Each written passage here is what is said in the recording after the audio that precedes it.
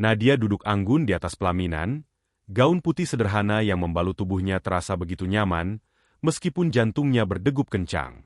Di balik riasan tipisnya, ada kegugupan yang berusaha ia sembunyikan. Hari ini adalah hari yang seharusnya menjadi awal dari kebahagiaan barunya, hari yang selama ini ia impikan. Senyum di wajahnya merekah, namun dalam hatinya ada kecemasan yang sulit dijelaskan. Di sampingnya, Arfan, pria yang kini telah sah menjadi suaminya, duduk dengan ekspresi datar. Jas hitam yang ia kenakan membingkai sosoknya dengan sempurna, tetapi tidak ada kebahagiaan yang benar-benar tergambar di wajahnya. Tidak ada genggaman hangat, tidak ada tatapan penuh cinta seperti yang sering Nadia bayangkan sebelum hari ini tiba. Arfan terlihat begitu tenang, terlalu tenang, hingga terasa jauh. Para tamu berlalu lalang, memberikan selamat dengan senyum ramah. Suara musik mengalun lembut, menambah kesan syahdu di dalam ruangan yang telah dihiasi dengan begitu indah. Nadia terus berusaha meyakinkan dirinya bahwa ini hanyalah kegugupan sesaat. Saat seorang kerabat mendekat dan mengucapkan selamat, Nadia menoleh ke arah Arfan, berharap mendapatkan balasan senyum atau setidaknya tatapan yang meyakinkan. Namun, suaminya hanya mengangguk singkat tanpa ekspresi berarti, seolah-olah momen ini hanyalah sebuah formalitas. Hati Nadia semakin gelisah, ia menggenggam ujung gaunnya, mencoba meredam kegundahan dalam dadanya. Pernikahan ini adalah awal dari kehidupan baru, dan ia ingin percaya bahwa semua akan baik-baik saja. Tetapi, di dalam hatinya, muncul pertanyaan yang tak bisa ia abaikan, apakah aku benar-benar akan bahagia? Nadia masih tenggelam dalam euforia pernikahannya dengan Arfan. Setelah 2 tahun bersama, akhirnya mereka bisa mengikat janji suci dalam ikatan yang sah. Kebahagiaan itu terasa begitu nyata, seolah dunia berpihak padanya. Namun, di tengah senyumnya yang merekah, ia merasakan sesuatu yang dingin, bukan dari Arfan, bukan dari suasana di sekitar mereka, melainkan dari sepasang mata yang menatapnya dengan penuh ketidaksetujuan. Tatapan itu berasal dari Bu Ratna, ibu Arfan. Wanita itu duduk di sudut ruangan dengan ekspresi datar, nyaris tanpa senyum. Tangannya terlipat di pangkuannya, dan meskipun tamu lain tampak larut dalam kebahagiaan acara, ia tetap diam. Seolah pernikahan ini adalah sesuatu yang tidak layak dirayakan. Nadia menelan ludah, mencoba mengabaikan rasa gelisah yang tiba-tiba menyelinap di hatinya. Ia tahu sejak awal bahwa Bu Ratna tidak menyukainya. Sejak pertemuan pertama mereka, sikap wanita itu sudah dingin, bahkan cenderung meremehkan. Apa pekerjaanmu? Tanya Bu Ratna saat itu, suaranya terdengar ringan, tapi tajam. Nadia menjawab dengan yakin, menyebut pekerjaannya yang meskipun sederhana, tetap ia banggakan. Namun, respon Bu Ratna hanya sebuah senyum tipis yang tidak sampai ke matanya. Ah, begitu, gumamnya. Kamu lulusan apa? Ketika Nadia menyebutkan latar belakang pendidikannya, nada suara Bu Ratna berubah.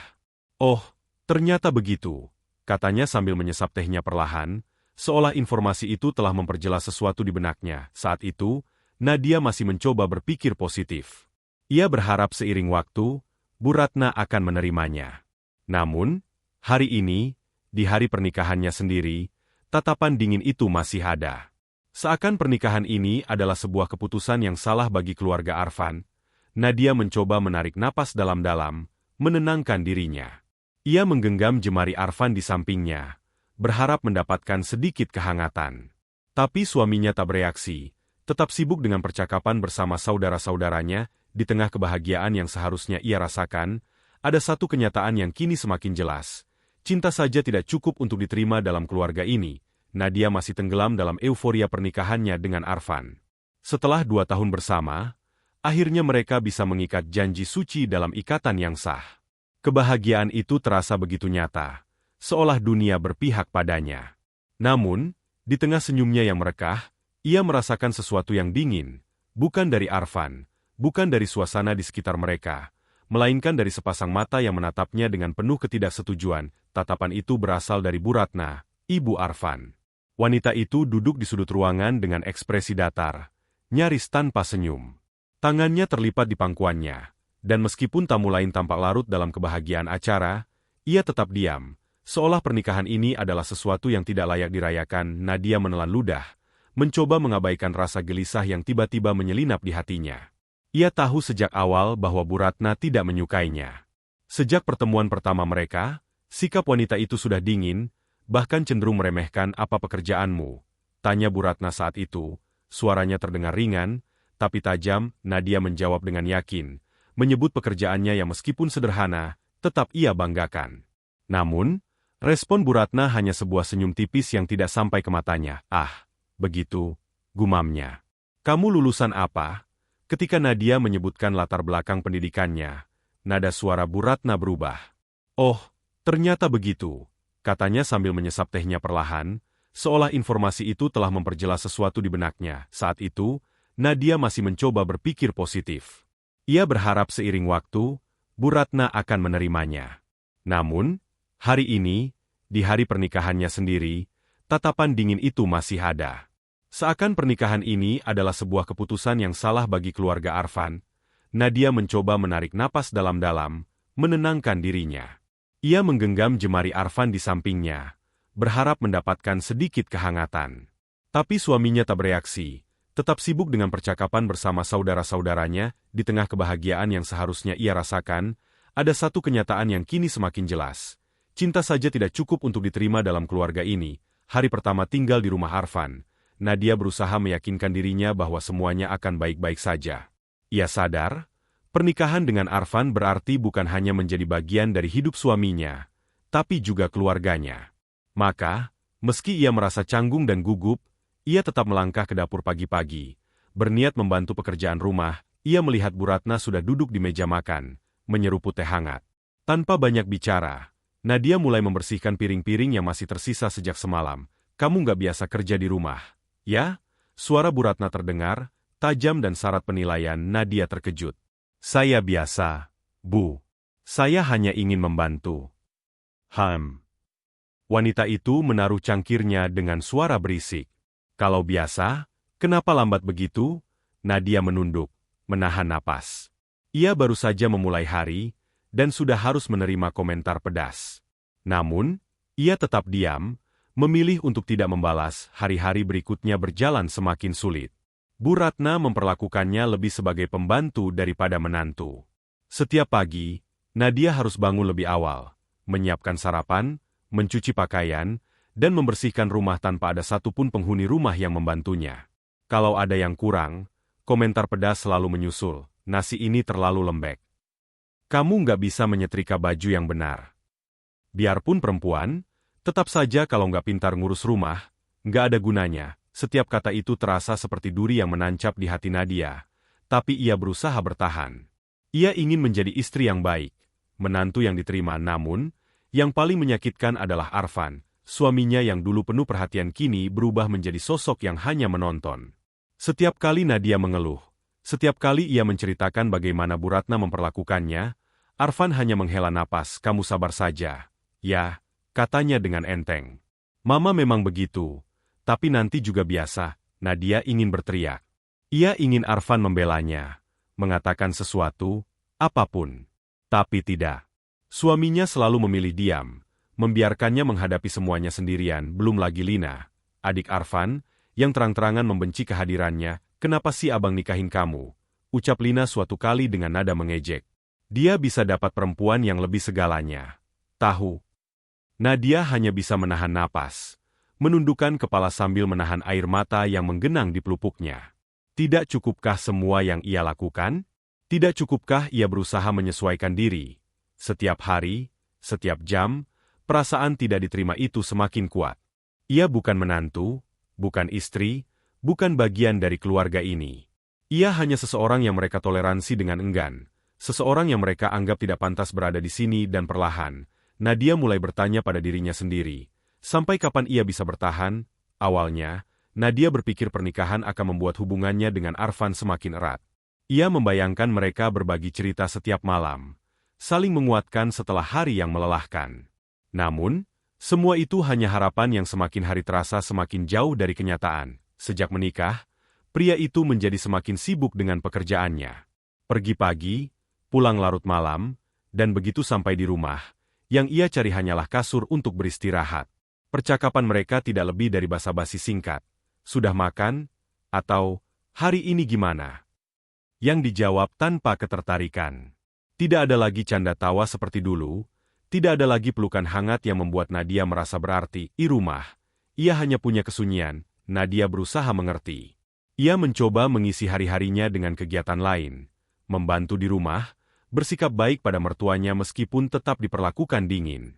Namun, setiap kali melihat Arfan pulang dengan wajah lelah tanpa sedikit pun keinginan untuk berbicara dengannya, hatinya terasa kosong. Suatu malam, Nadia tidak bisa lagi menahan semuanya sendiri. Saat Arfan baru saja duduk di sofa, ia memberanikan diri mendekat. "Mas, kita bisa bicara sebentar."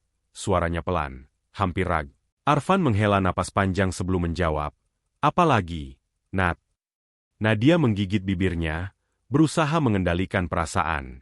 "Aku cuma merasa kita semakin jauh. Aku kangen ngobrol sama Mas." Kayak dulu, alih-alih menunjukkan kepedulian, Arfan hanya mengusap wajahnya dengan lelah. "Nadia, aku capek. Aku kerja seharian. Bisa kamu nggak terlalu banyak mikir?" Kata-kata itu terasa seperti tamparan. Nadia menatapnya, berharap Arfan akan menyadari bahwa ia sedang terluka, bahwa ia butuh suaminya. Namun, yang ia dapatkan hanyalah tatapan datar dan sikap seolah-olah ia adalah beban tambahan dalam hidup Arfan. Malam itu, Nadia tidur dengan mata basah. Ia mulai bertanya-tanya, apakah suaminya masih peduli?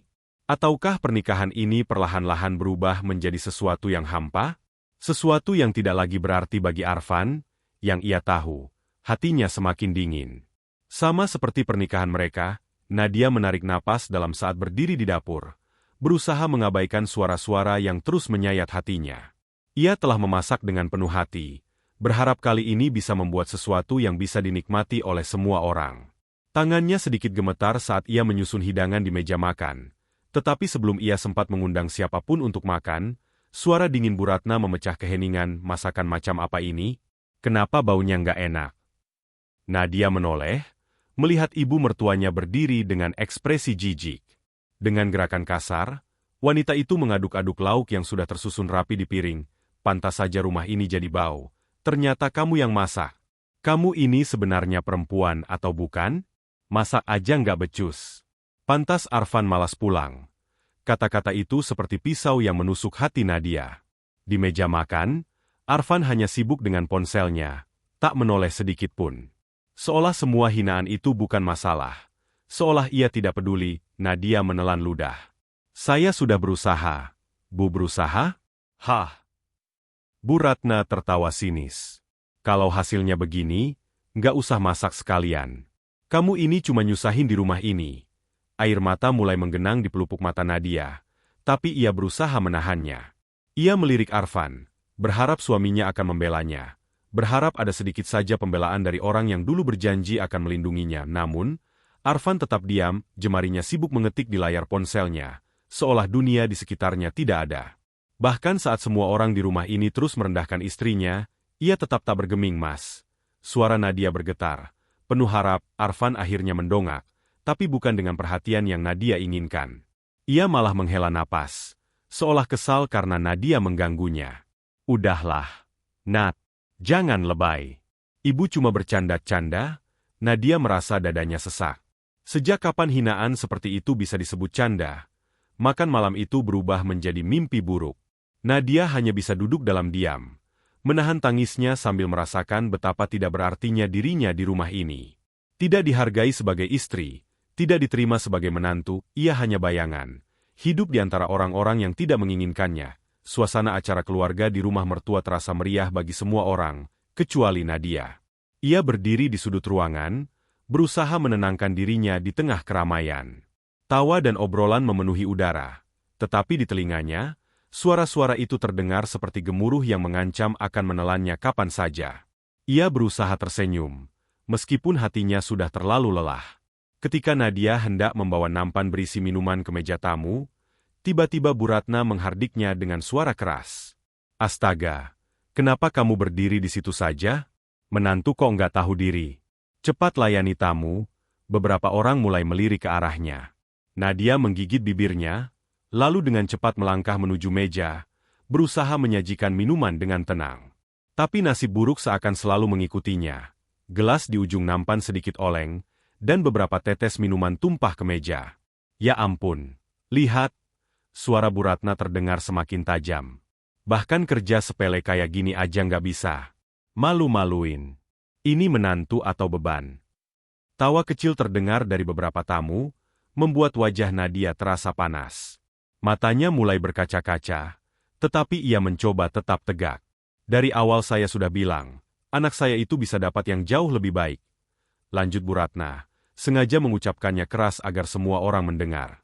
Perempuan seperti ini nggak pantas jadi istri Arfan. Lihat saja, nggak bisa apa-apa. Hanya bawa sial ke rumah ini. Nadia menunduk. Jemarinya mengepal kuat di sisi roknya. Di antara semua orang di ruangan itu, hanya satu orang yang bisa membelanya, Arfan.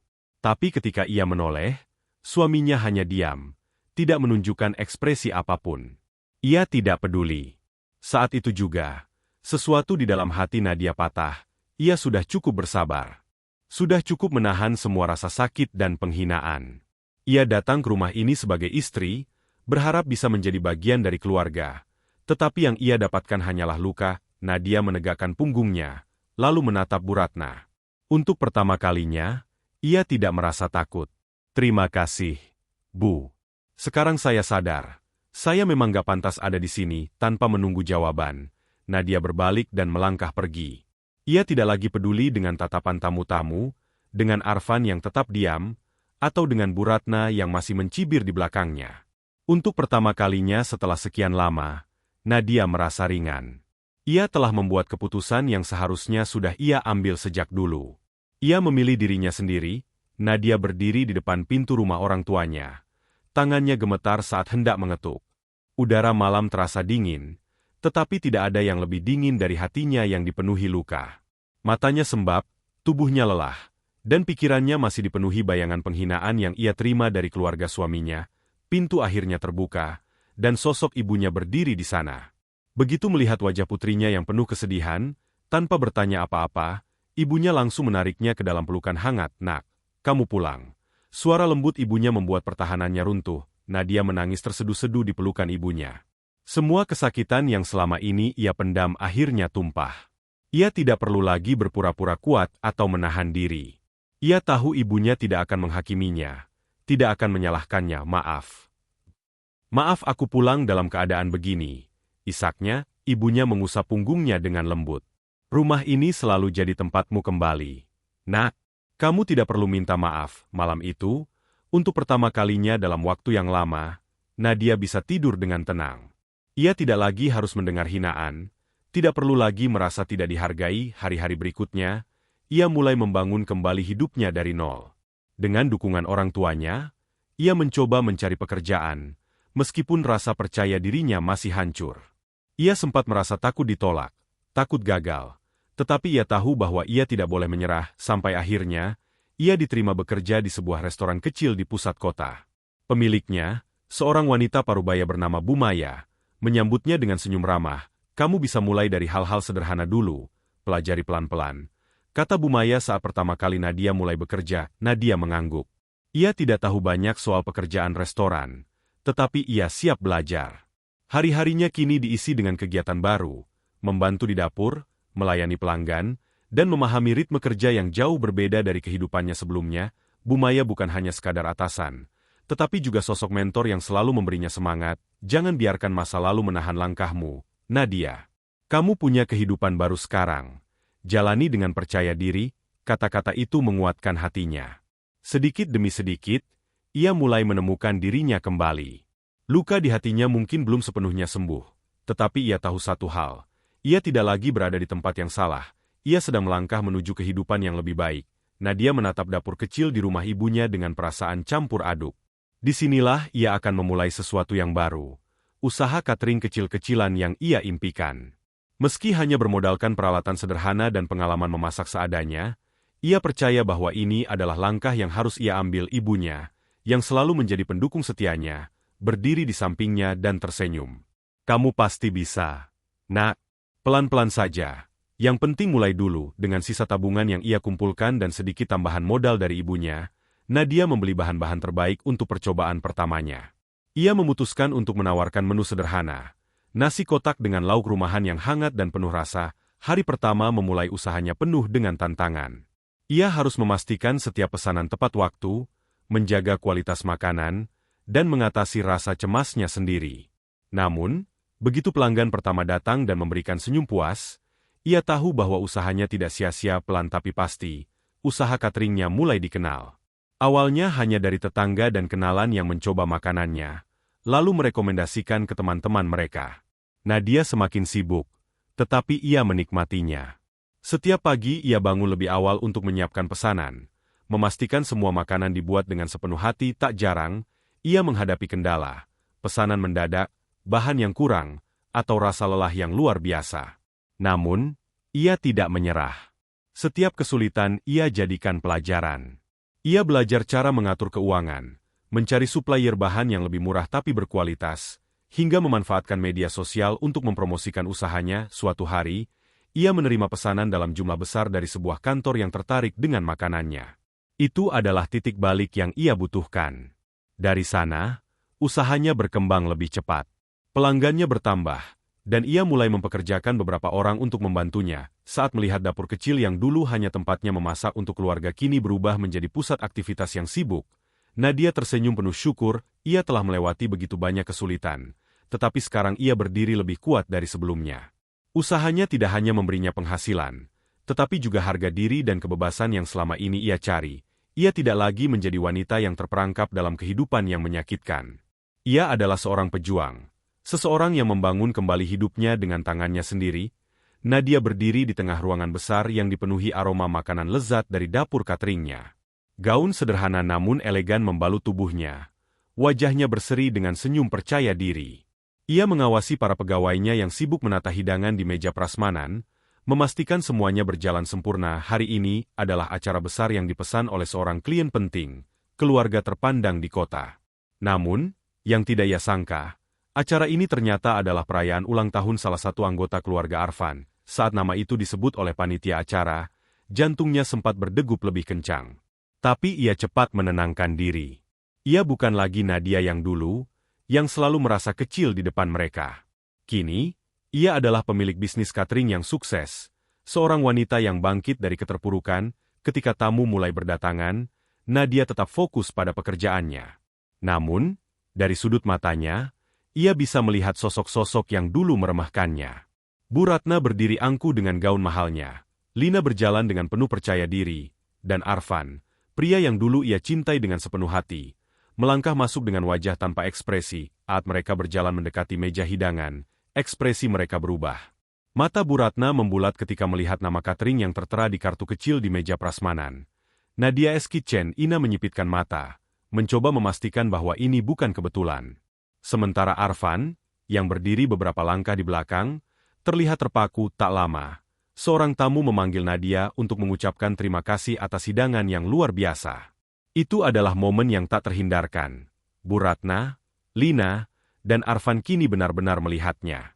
Arfan akhirnya melangkah mendekat, ekspresi wajahnya sedikit canggung.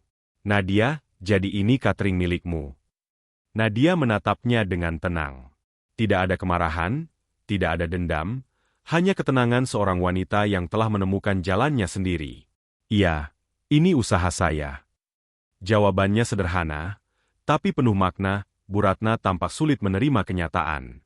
Jadi, kamu yang mengatur semua makanan di sini? Nadia mengangguk sopan. Betul, Bu. Silakan dinikmati.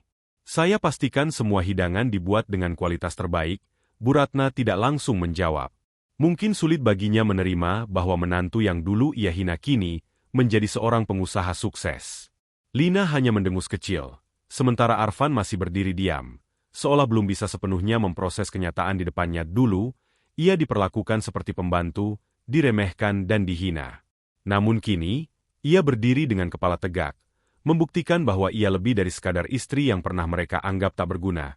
Hari itu bukan hanya sekadar acara besar bagi bisnisnya, tetapi juga kemenangan pribadi. Kemenangan karena ia telah menemukan jati dirinya, dan pembuktian bahwa ia bisa berdiri sendiri, lebih kuat dan lebih bahagia. Nadia duduk di teras rumahnya, menikmati secangkir teh hangat sambil menatap matahari yang perlahan tenggelam di ufuk barat. Angin sore berembus lembut, membawa ketenangan yang dulu begitu sulit ia temukan. Senyum terukir di wajahnya, bukan lagi senyum yang dipaksakan seperti dulu, melainkan senyum ketulusan, senyum kebebasan. Hidupnya telah berubah begitu jauh.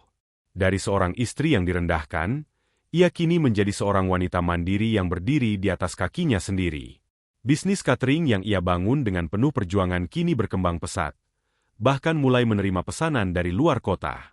Ia tidak hanya sekadar bertahan, tapi juga berkembang dan bersinar dulu.